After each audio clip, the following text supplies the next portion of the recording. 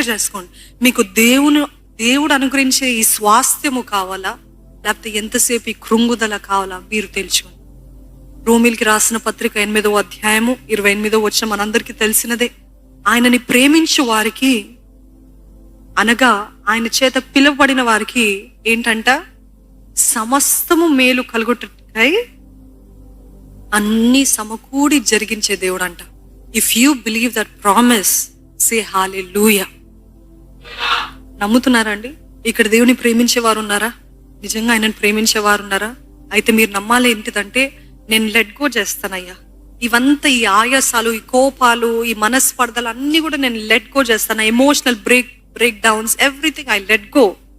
అవన్నీ వదిలిపెట్టి నిన్ను ప్రేమిస్తున్నానయ్యా, నిన్ను ప్రేమించే వారికి నువ్వు అన్ని సమకూడి జరిగిస్తానని చెప్పావు కదా నీ వాక్యంలో.